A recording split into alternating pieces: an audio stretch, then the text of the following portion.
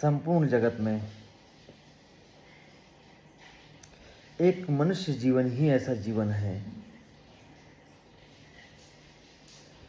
जो जीव आत्मा के उद्धार के लिए सोच सकता है। संतों ने कहा है हमें नित्य प्रतिदिन भगवान का भजन करना चाहिए। संतों ने तो यहाँ तक भी कहा है कि हमारी जो सांस चलती है 24 घंटा में वो 21,600 सांस चलती है। और हमारे भारत के अंदर ऐसे ऐसे संत हुए जो 21,600 सांस को एक भी खाली बिना भगवान के नाम के बजाय नहीं चलने दी, जिनका आज अटल झंडा गड़ा है। संत गुरु साहेब बाबा, संत सिंगाजी बाबा, संत चिंदा सात बाबा चूड़िया, हरने वाले सात बाबा, रामजी बाबा, कान्हा बाबा, जयता बाबा, आत्माराम बाबा, ये महान संत हुए। ऐसी हमारी मीराबाई साक्षात भगवान श्री कृष्ण से प्रेम करती थी। उन्हीं को उन्हें पति रूप में माना। और मीराबाई उस गिरधर गोपाल को ऐसे मन में धारण किया कि उनकी प्रत्येक सांस जो चलती थी उस सांस के अंदर भी एक भगवान की सुगंध प्रेम चलता था। जाके सिर पर मोर मुकुट सोही पति मेरो।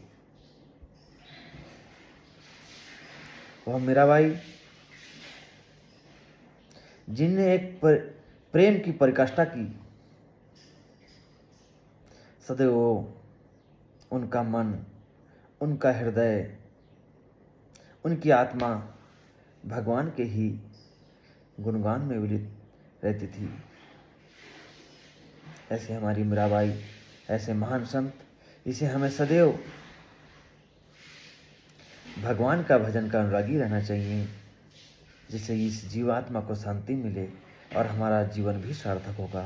क्योंकि मनुष्य तन बार बार मिलने वाला नहीं है।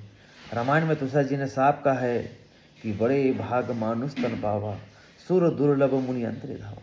बड़े बड़े ऋषि मुनियों की तपस्या करके मनुष्य तन में आना उनको भी दुर्लभ नहीं है। इसलिए जीवन में सदैव भगवान के अनुरागी रहे, संतों के अनुरागी रहे, गुरु के अनुरागी रहे और हमारा माता पिता का भी ध्यान रखे कि माता पिता भी हमें जो जन्म दिया है ये कोई छोटा मोटा पुण्य नहीं है हमारा। अगर आज हमारे माता पिता हमें जन्म नहीं देता तो इस संसार में हम नहीं रहते। अगर देखा जाए तो परमात्मा और गुरु से भी पहले हमारे गुरु के रूप में हमारे माता पिता ही है। इसलिए माता पिता के हर दुख सुख में, हर खुशियों में हमें शामिल होना चाहिए, उनका ध्यान रखना चाहिए। इसलिए किसी संतों ने यह भी कहा है कि मात पिता गुरुदेव संत का शिष्य। एक इस सीढ़ी है, पहले माता पिता, फिर गुरु, फिर संत, और यहीं से हमारे जीवन को हम सार्थक कर सकते हैं।